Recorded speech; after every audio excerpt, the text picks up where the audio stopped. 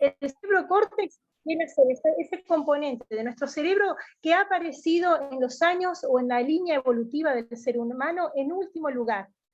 Y es ese ámbito, ¿verdad?, en donde nosotros tenemos la maravillosa estructura de la prefrontalidad, de los lóbulos prefrontales, que lisa y llanamente lo que produce es nuestra propia naturaleza o esencia como seres humanos.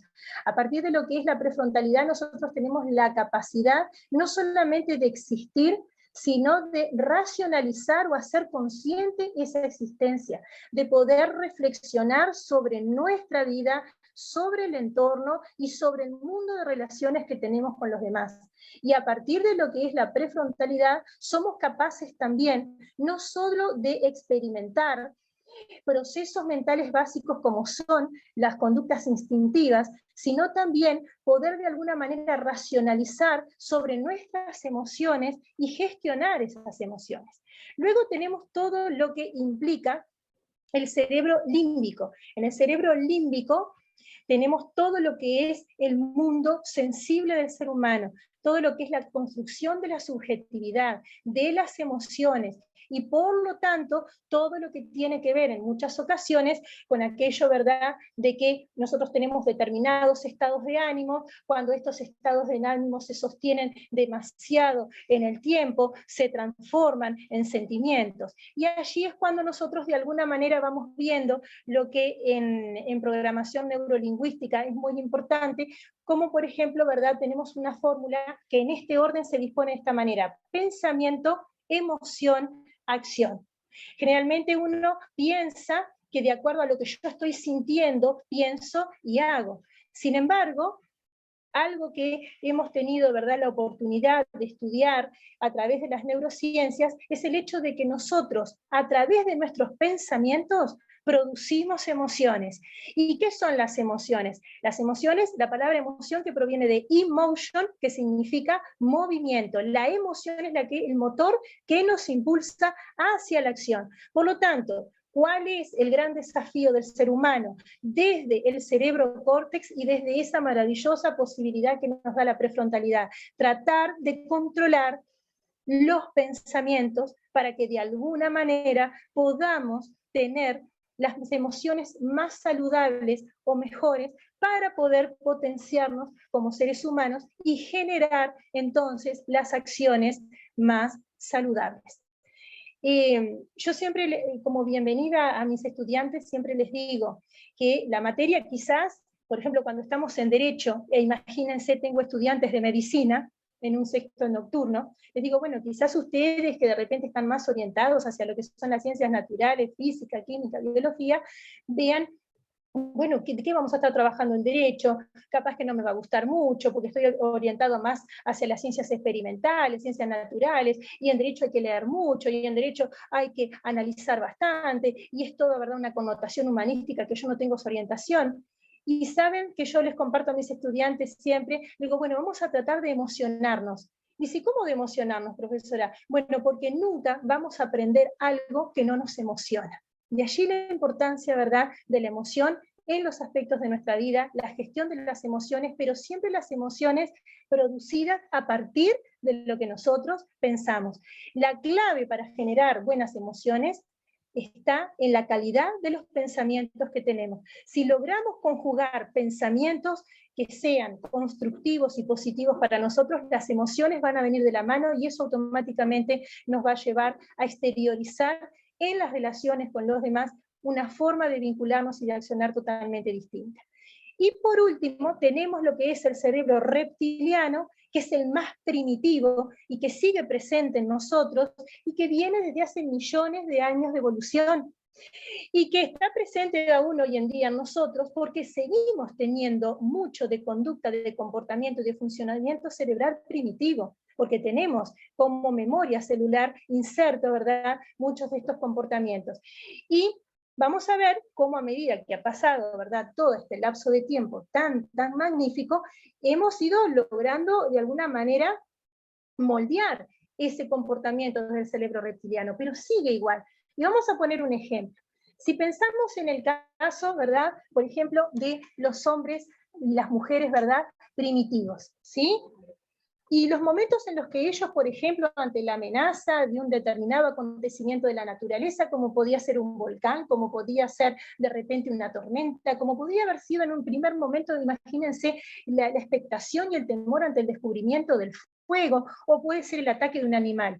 ¿Qué es lo que sucede? Desde el punto de vista de las neurociencias, lo primero que se genera en nuestro cerebro ante la inminencia de un peligro, de una amenaza, es la respuesta amigdalina. La amígdala es un componente, una estructura dentro de nuestro cerebro que se encuentra formando parte del cerebro reptiliano, que es la que realmente nos ha hecho sobrevivir durante millones de años. Y esa sobrevivencia es lo que hace que el individuo ante una amenaza con esta respuesta amigdalina pueda tener dos actitudes, o de huida o de ataque y de enfrentamiento a la situación. Ahora, si yo veo en el transcurrir del tiempo cómo esta respuesta amigdalina aún hoy en día la tenemos, es bastante interesante analizar cómo hoy en día también estamos en esa situación, en esa impronta de amenaza. Claro, en estos momentos no va a ser ni un cataclismo de aquellas épocas primitivas, arcaicas, ¿verdad? Ni tampoco la inminencia de un diente de sable, ¿verdad? Que nos amenaza. Pero, por ejemplo, la situación de amenaza puede ser que debo correr a la parada para alcanzar el ómnibus, que pasó mi compañero que tiene la letra D y enseguida viene mi letra y ya me van a llamar para un oral y me va a preguntar el tribunal, que tengo que ir a la oficina a hablar con mi jefe porque estoy considerando que necesitaría o que merecería un mejor salario, o que, por ejemplo, ha habido un recorte de personal en mi fábrica y entonces hoy publican la lista de quiénes van a ser los que van a quedar fuera del plantel de obreros. Cada una de esas situaciones es una amenaza y es un peligro, y que hace de alguna manera, ¿verdad?, motiva al individuo a esta respuesta amigdalina. Pero ¿qué sucede con la respuesta amigdalina? Como esta respuesta amigdalina no es tan esporádica como era en la época del hombre primitivo, como estamos permanentemente hoy en día teniendo estas respuestas amigdalinas por cada situación que para nosotros signifique peligro, es lo que se genera el mal de nuestros tiempos. ¿Cuál es? Que hasta niños padecen también, porque tienen sus agendas cargadas, porque a veces no tienen tiempo para jugar, porque tienen una cantidad de ocupaciones. En China se habla de los niños agenda, por ejemplo. El suicidio que se produce en algunos lugares del Oriente por la exigencia de las calificaciones. ¿Vieron el sistema escolar japonés? ¿Sí? ¿Qué es lo que se genera en la persona? El estrés. El estrés, exactamente. ¿Sí? Exactamente presente, ¿verdad? A partir de lo que es entonces todos esos episodios de la vida cotidiana y que nuestro cerebro reptiliano aún mantiene, ¿verdad?, esa presencia en nosotros. Entonces, a partir de lo que es esa zona de la prefrontalidad y lo que tiene que ver con el cerebro córtex, tenemos todas las funciones de racionalización, como decíamos hoy, y las funciones del lenguaje, que ustedes se acordarán, ¿verdad?, del área de Broca, ¿sí?, cuando analizaron lenguaje, quizás información docente, y todo lo que tiene que ver con la construcción del lenguaje. Tan importante el lenguaje que evidentemente el lenguaje traducido en la palabra, grafema o fonema, pero fundamentalmente fonema, tan importante en el individuo porque nosotros pensamos nada más ni nada menos que cómo hablamos, ¿sí? Y esa racionalización y la presencia del cerebro córtex en esa función tan importante que es el lenguaje. Luego teníamos el cerebro límbico, en donde van a estar entonces las emociones y todo lo que tiene que ver con la comunicación emocional. Hoy en día, desde el punto de vista de las neurociencias y de la psicología, se habla inclusive de las personas altamente sensibles, por ejemplo, ¿verdad?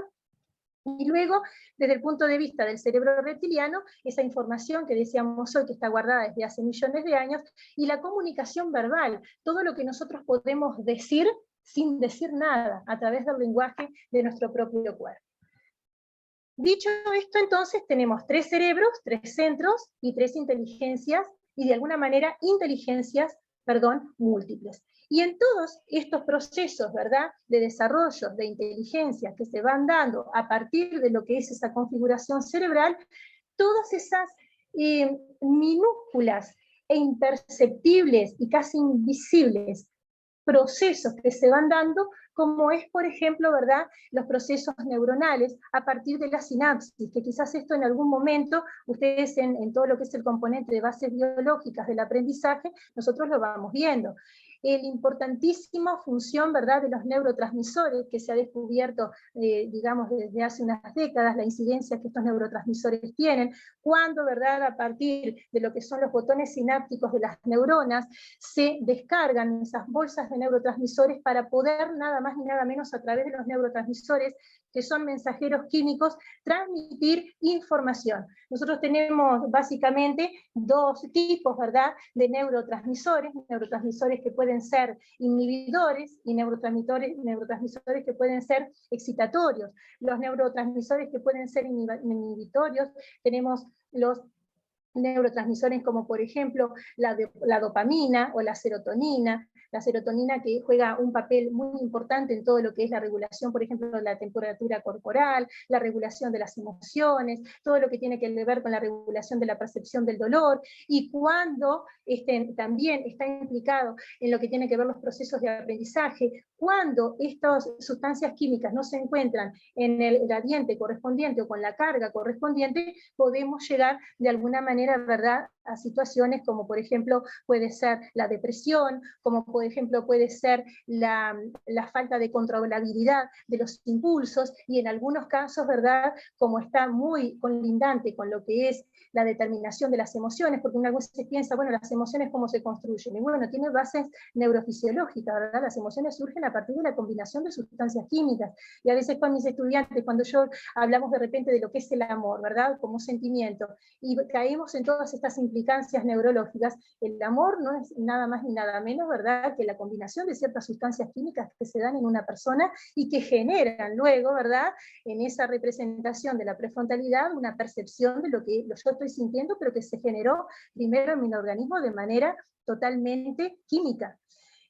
Después tenemos, por ejemplo, ¿verdad?, la dopamina, que la dopamina también es un neurotransmisor muy importante y que está implicado en todo lo que tiene que ver con las neuronas del crecimiento, y también está implicado en lo que tiene que ver con la motivación. Mire si será importante para el aprendizaje, y nosotros los profesores saber, por ejemplo, a veces cuando tenemos estudiantes, ¿verdad?, y que lamentablemente tenemos muchos chicos, inclusive a nivel de primaria, ustedes compañeros lo deben de haber notado y lo deben de haber tenido a lo largo de sus carreras, chicos que están ya medicados, ¿verdad?, que están con un acompañamiento psicológico y psiquiátrico, y como muchas veces, ¿verdad?, a veces el mal funcionamiento a instancias químicas de estos neurotransmisores pueden producir, en el caso de la dopamina, una falta de motivación para poder culminar las tareas. Es decir, comienzan con un ímpetu determinado, pero no logran culminar esas tareas. Y después tenemos otros tipos también de neurotransmisores,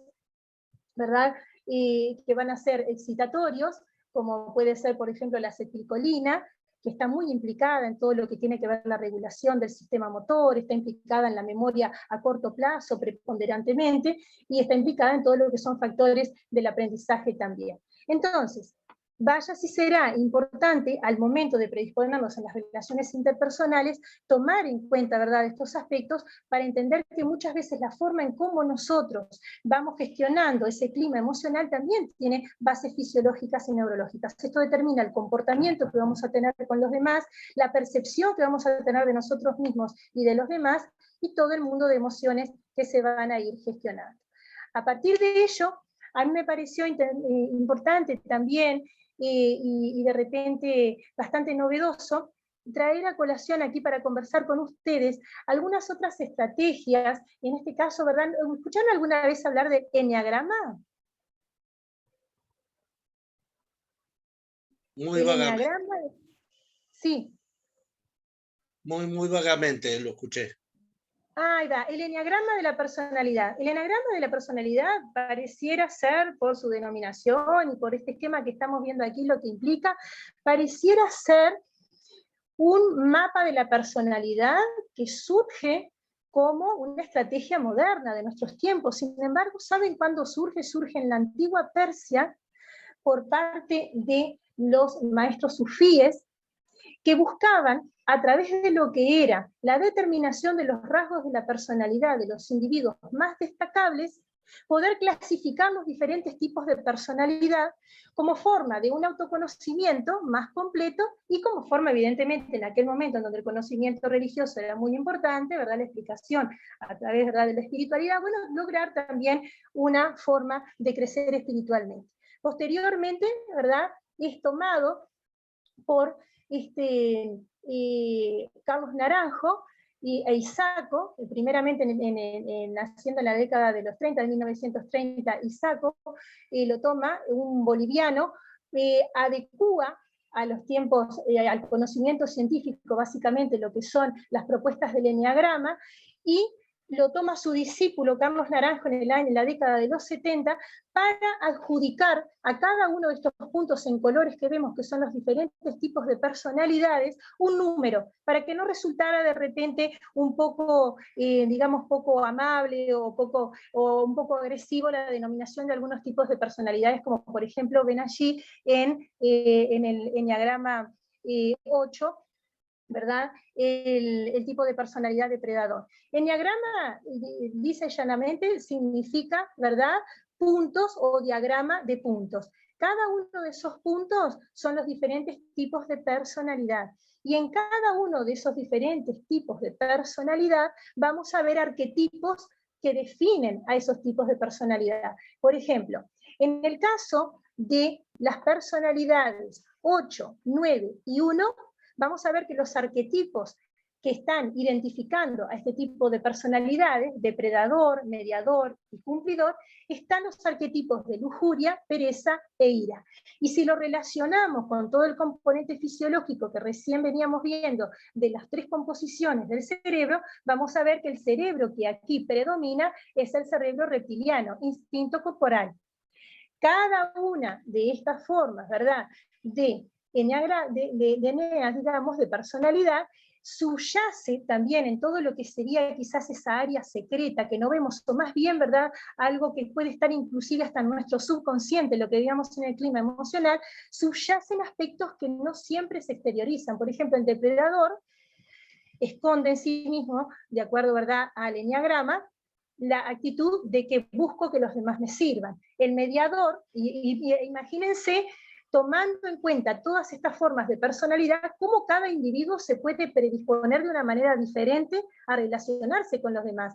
Fíjense que aquí, por ejemplo, en el caso del mediador, el mediador, la persona que de alguna manera trata de ser apacible, que trata de alguna manera de ser quien pone un manto de piedad en los conflictos, bueno, en realidad muchas veces lo que quiere es que trata de evadir los conflictos para que no sentirse presionado. El cumplidor, por ejemplo, trata de alguna manera, ¿verdad?, el arquetipo fundamental a veces puede ser la ira, y busca de alguna manera de que se cumpla, ¿verdad?, con lo acordado. Es una persona que a veces puede tener de alguna manera una impronta de inclusive arbitrariedad en las relaciones interpersonales. Si por ejemplo nos fijamos en estos 3 arquetipos que tenemos aquí, el 2, el 3, y en los 3 digamos personalidades, el 2, el 3 y el 4, los arquetipos que vamos a estar viendo básicamente son el orgullo y la vanidad, nos dicen los estudiosos del eneagrama. Está el número 2, que es el amable, que lo que de alguna manera esconde la personalidad amable cuando está muy marcada, es el hecho de que busco la aprobación y el que me agradezcan permanentemente, el competidor, que busca en realidad la admiración de los demás, y el sensible, que busca en realidad o está en una predisposición en las relaciones interpersonales a que me comprendan. Luego tenemos los otros 3 tipos de personalidades con sus correspondientes arquetipos, que vendrían a ser el 5, el 6 y el 7, en donde los arquetipos serían la avaricia, la cobardía y la gula, y ahí tendríamos respectivamente en el 5 el estudioso, que de alguna manera, ¿verdad?, ese tipo de personalidad lo que busca es que en realidad ser muy autosuficiente y que no me pidan recursos, porque si yo los cree, entonces los demás también pueden hacerlo, tiendo a no compartir, ¿verdad?, avaricia. El comprometido, que lo que buscan es que no me engañen, de alguna manera busca tanto el compromiso en las relaciones interpersonales y se entrega tanto en las relaciones interpersonales que en realidad lo que subyace es un temor a no ser engañado. Y el sociable, que lo que busca en realidad, ¿verdad?, con esa forma de relacionamiento con los demás, de acuerdo al eneagrama, es que ser de alguna manera mimado o consentido en las relaciones interpersonales. Entonces, en medio de todo lo que es esta forma, ¿verdad?, de concebir desde diferentes ámbitos de la psicología y de las formas, ¿verdad?, terapéuticas que algunos psicólogos han asumido, como por ejemplo puede ser el enneagrama para poder visualizar determinados rasgos de la personalidad del individuo, está esta composición cerebral que tiene que ver también con nuestros hemisferios, ¿verdad?, el hemisferio derecho, el hemisferio izquierdo, y cuál es la predominancia que tiene el individuo en lo que tiene que ver con el manejo de esos hemisferios. Nosotros vamos a ver que el hemisferio derecho y izquierdo están unidos o están comunicados a través de una estructura cerebral que se denomina el cuerpo calloso, que es una estructura que está compuesta de una gran cantidad de terminaciones nerviosas que lo que hacen es transmitir información de un hemisferio al otro. Sabemos que esa transmisión de información lo que nos va a estar facilitando es la ejecución, el desarrollo, y de alguna manera irnos haciendo cada vez más diestros en la ejecución de habilidades, y hace que de alguna manera también desde las neurociencias se haya mostrado que muchas veces el funcionamiento y los efectos que tiene del funcionamiento el cerebro de hombres y de mujeres puede variar. Por ejemplo, aquí yo les traía estudios de Harvard que nos muestran, por ejemplo, cómo en el caso de los hombres, en el caso, por ejemplo, de las mujeres que tienen más desarrollado el lóbulo prefrontal, tienden a ser de alguna manera más expresas a la toma de decisiones, pueden hacer varias actividades al mismo tiempo, resolución de problemas, procesar y gestionar muchas veces las emociones y activar sentimientos a veces que pueden ser extremos, ¿verdad?, o muy subjetivados. En el caso, por ejemplo, de los hombres, que tienen más desarrollados, según estudios que se realizaron en 45 regiones del cerebro, la Universidad de Harvard llegó a la conclusión de que los hombres tienen más desarrollada la corteza parietal, por lo tanto están más orientados, ¿verdad?, hacia lo que es la percepción de los sentidos, son mucho más visuales, la percepción visual en los hombres es mucho más fuerte, ese canal por el cual entran los estímulos del exterior, y tienden también a tener una regulación, ¿verdad?, de la amígdala, de la función amigdalina, que tienen de alguna manera la importancia de la regulación de la actividad sexual también.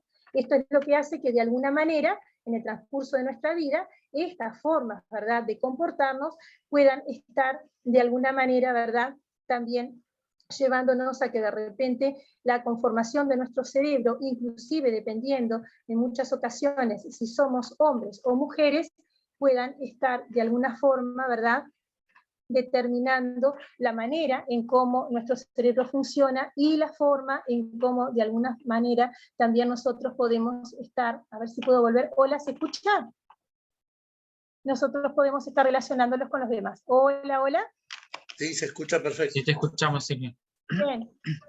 A ver acá que la presentación, si puedo volverla hacia atrás.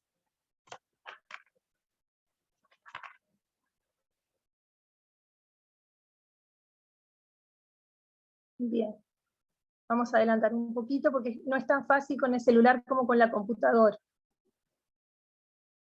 Bueno, vamos a seguir avanzando ya en los últimos contenidos. ¿Cómo estamos? ¿Vamos bien?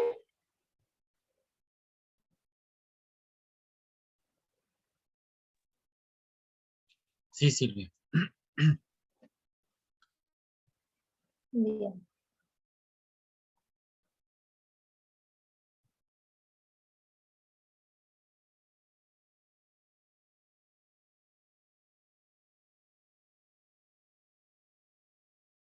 Bueno, a ver, no me puede retomar aquí.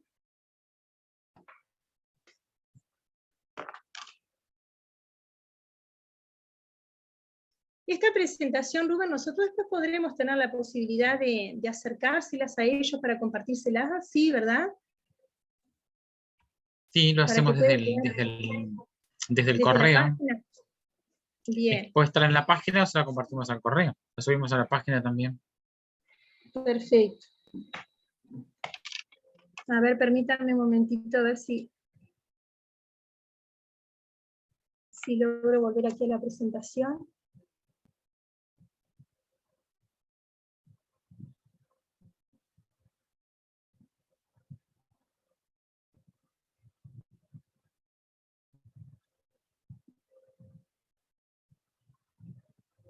Bien, estamos aquí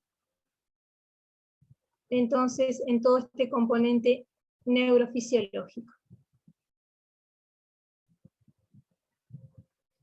Bueno, y esto es lo que lleva entonces al hecho de que en este mundo, ¿verdad?, de múltiples reacciones que podemos tener en la comunicación con los demás, bueno, estas funciones cerebrales nos vayan predisponiendo de acuerdo a si en nosotros predomina el cerebro límbico, o predomina el cerebro reptiliano, o predomina el cerebro córtex, ¿verdad? Personas que son sumamente racionales, personas que son a veces más orientadas en la manifestación de las emociones, o personas que a veces, no sé, hemos escuchado alguna vez personas viscerales, ¿verdad? Más orientadas hacia lo que es una conducta prácticamente más orientada hacia lo instintivo, y una falta de digamos, inteligencia interpersonal para poder gestionar adecuadamente las emociones.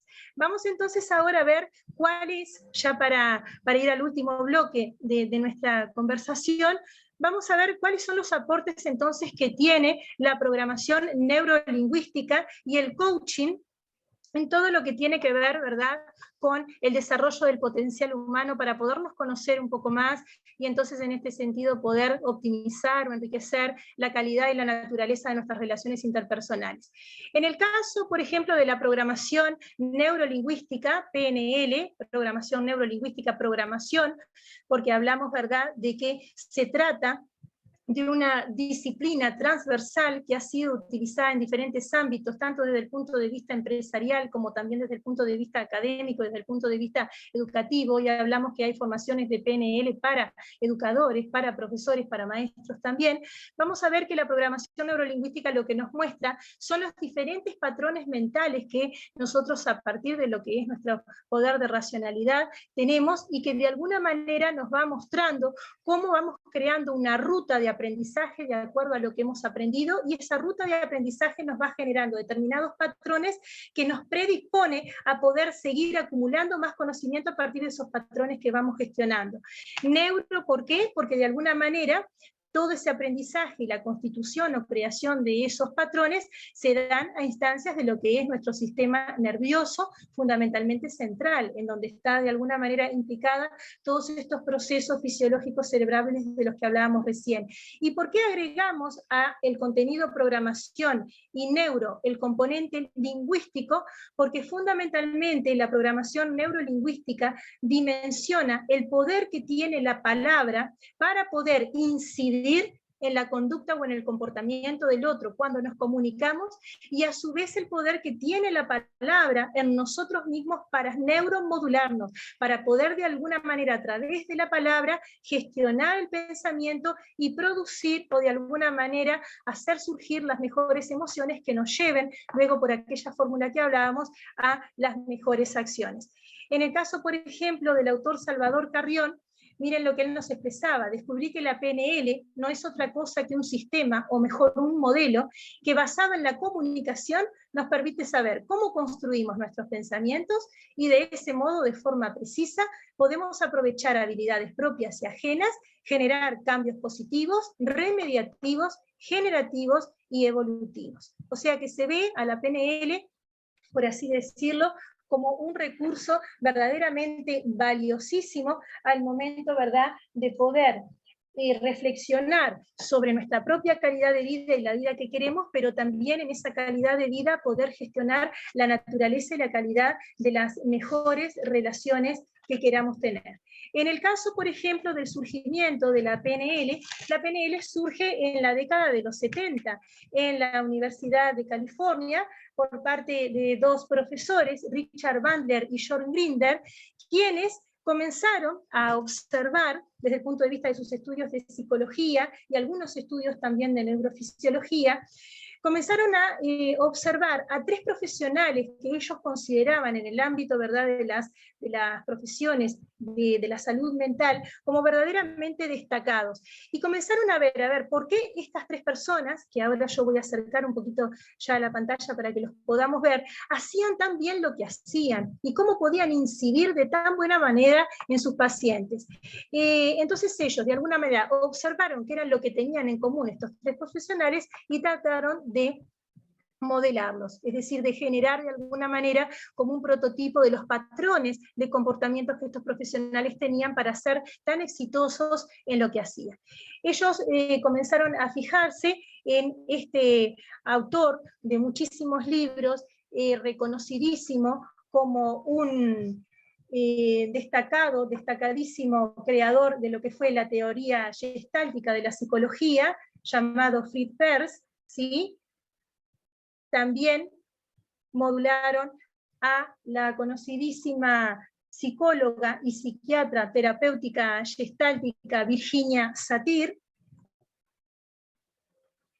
y modularon también a Milton Erickson, que fue conocido como uno de los que, digamos, incluyó dentro del ámbito de la psicología a la hipnoterapia, es decir, la terapia a través de la hipnosis. Entonces se preguntaban, a ver, ¿qué patrones mentales tenían estas tres personas que hacían tan bien su profesión y de qué manera ese éxito en el ejercicio de su profesión se veía de alguna manera cifrado? La clave estaba en la forma en cómo se comunicaban con sus pacientes.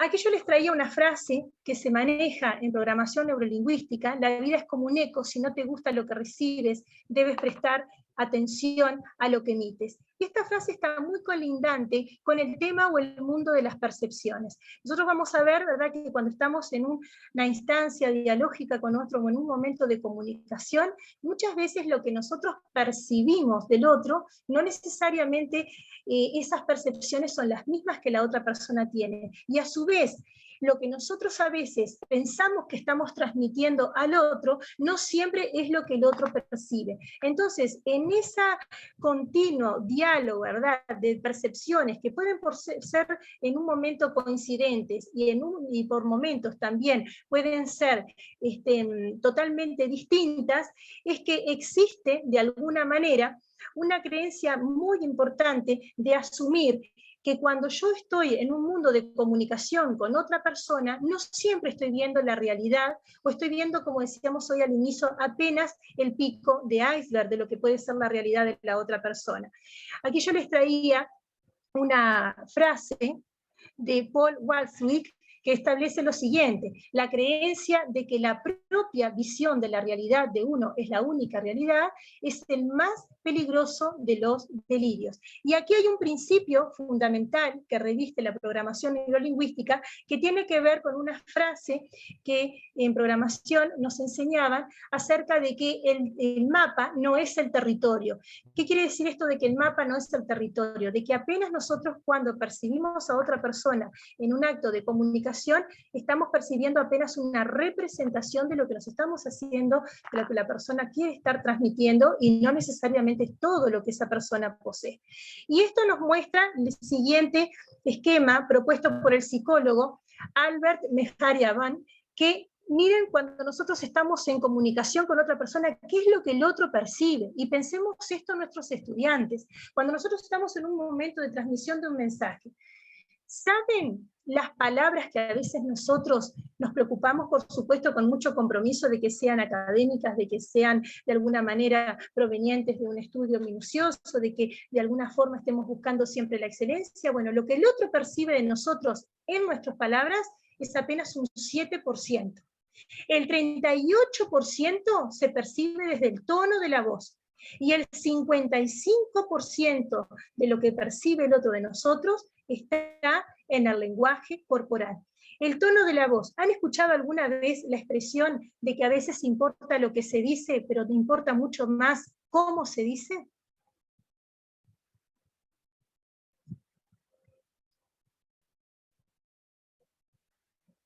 Hola, hola. Sí, claro.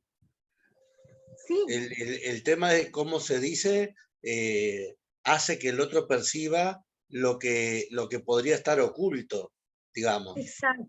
¿No? Exacto. El tono el tono de,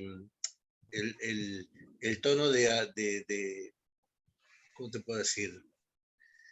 La entonación, ¿verdad? Claro, puede haber un tono de burla, puede haber un tono de superioridad, de soberbia, puede haber diferentes tonos en los que el otro se manifiesta, y cómo yo percibo esas intenciones, que quizás no son las que el otro quiere mostrarme, pero es como también yo lo percibo. A veces puedo, Luis, elegir las mejores palabras, pero el tono puede estar arruinando la intención de esas palabras, ¿verdad? Exactamente. Yo no sé si ustedes en algún momento escucharon hablar del profesor Emoto, oriental él, acerca de los estudios que realizó sobre la incidencia que en las partículas de agua puede tener el sonido. No. Bueno, él realizó estudios en diferentes, tomando, ¿verdad?, muestras de agua de diferentes lugares del mundo, y a veces también, ¿verdad?, en tubos de ensayo, los ponía cerca de diferentes, por ejemplo, partituras musicales, de repente expuestas a música de rock, expuestas, por ejemplo, a música clásica, o a veces las muestras de agua de lagos que estaban en lugares sumamente agrestes, sumamente vírgenes prácticamente, o en lugares en donde habían ciudades, las partículas de agua formaban imágenes totalmente distintas.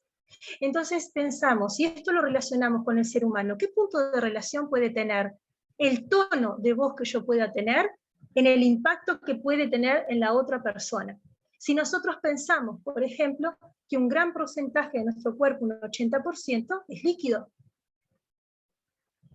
y cómo de alguna manera todas las funciones fisiológicas que nosotros tenemos, desde los líquidos que poseemos, torrentes sanguíneos y una gran cantidad, ¿verdad?, de líquidos que están implicados dentro de lo que son todas estas funciones neuronales que veíamos de la sinapsis y de la transmisión de información. Entonces, vamos a ver... Silvia, sí. ¿me escuchás? ¿Sabés que Sí. está programado para dentro de un ratito que se termine? Capaz que te animás a ir redondeando. Tenemos que ir redondeando. Es una lástima porque sí, tenemos que ir sintetizando. Yo ya estaba mirando la hora y quizás nos vaya a quedar en algo que no vayamos a poder profundizar demasiado. Pero bueno, a partir de todo esto, lo que nosotros veníamos viendo en la programación neurolingüística, a ver aquí,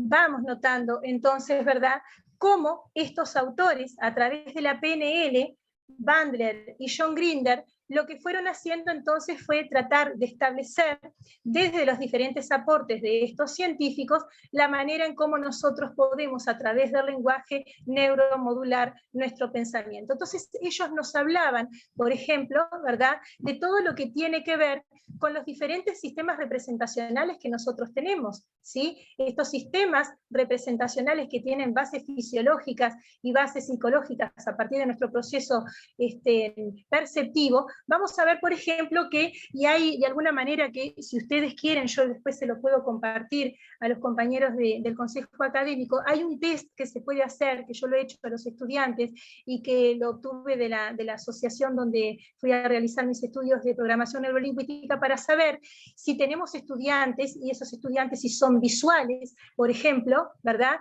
si son auditivos, si son kinestésicos, si son auditivos digitales, si son, por ejemplo, de alguna manera, ¿verdad?, con un sistema director que esté protagonizando alguno de estos tipos de sistemas de percepción. Por ejemplo, en el caso de los estudiantes auditivos digitales, son esos estudiantes que van a estar permanentemente con una conversación y una reflexión interna, y que muchas veces están más orientados, ¿verdad?, hacia la escucha reflexiva, y que por lo tanto generalmente no hacen contacto visual con aquel del cual están recibiendo un mensaje. Los kinestésicos están más orientados hacia todo lo que es la sensibilidad, lo sensitivo. Entonces van a ser estudiantes que, si ustedes, por ejemplo, tienen que ponerles un ejemplo, van a ir siempre a buscar de repente un testimonio de la vida real, un relato histórico, algún tipo, ¿verdad?, de episodio en donde ellos puedan, a través de las emociones, vivenciar un concepto. Los auditivos, por ejemplo, son de alguna manera personas que están más orientadas a la escucha atenta y que justamente para poder desarrollar esa escucha, nosotros vamos a ver que son personas que no suelen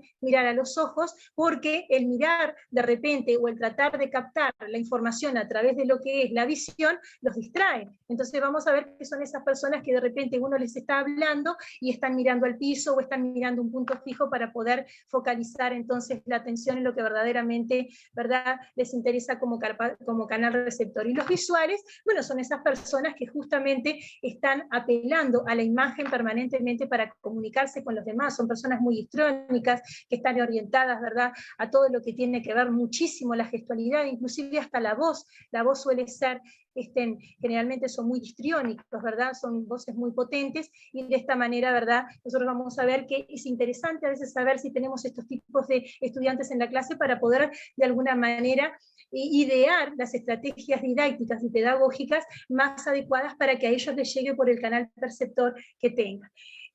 Muchas veces también desde la programación neurolingüística se hace estudios a partir de lo que es el sistema del acceso ocular. El movimiento de los ojos también muchas veces puede estar determinando el sistema perceptor que tenga la persona, ¿verdad? La visión, por ejemplo, en los visuales, generalmente si nosotros les preguntamos algo que traten de recordar, si el visual está recordando algo que vio, por ejemplo, va a orientar su vista hacia arriba y hacia la derecha, porque está el hemisferio derecho, y en el hemisferio derecho es en donde tenemos la imaginación y la recomposición de las imágenes. Si tiene que, de alguna manera, tratar de construir un concepto sobre algo que nunca vio, va a mirar hacia arriba, hacia la izquierda, porque en el hemisferio izquierdo nosotros vamos a ver que tenemos todo lo que es la compaginación del pensamiento abstracto. Entonces, en este sentido, el movimiento ocular en cada uno de los sistemas perceptivos también es otro indicador de cómo los hemisferios cerebrales, ¿verdad?, el hemisferio cerebral derecho controlando toda la parte izquierda y el hemisferio cerebral izquierdo controlando toda la parte derecha, está condicionando nuestra forma de actuación.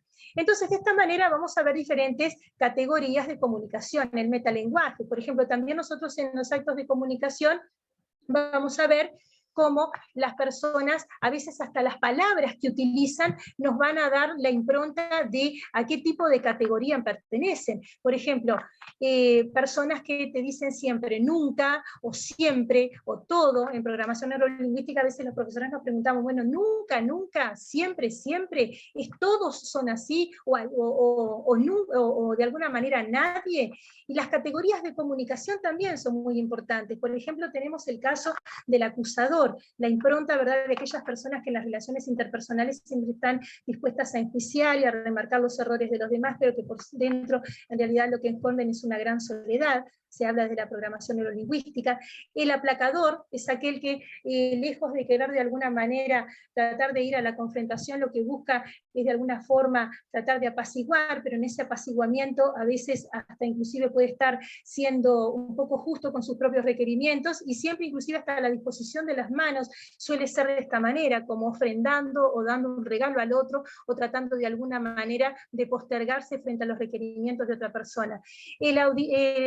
El reflexivo, ¿verdad?, o el racional, el altamente racional, que son aquellas personas, por ejemplo, desde la programación neurolingüística, que se dice cómo son personas que si nosotros tuviésemos que ver su columna vertebral sería como una varilla que está impertérrita, totalmente recta, y son personas que siempre están pensando, están reflexionando, y que cuando están en relacionamiento con otras personas suelen muchas veces utilizar un vocabulario muy elevado que a veces es poco entendible por los demás, porque de alguna manera, ¿verdad?, suelen ser arbitrarios en sus formas de comunicación y pretenden que los demás los escuchen. Luego tenemos el impertinente, que es aquella persona que de repente en las comunicaciones interpersonales suele tener comentarios desajustados, que a veces suele ser de alguna manera con palabras que parecen que no son para la situación, y que parece que en algunas maneras, de alguna forma su comportamiento puede ser descontextualizado, pero a veces puede guardar un significado oculto que puede ser, por ejemplo,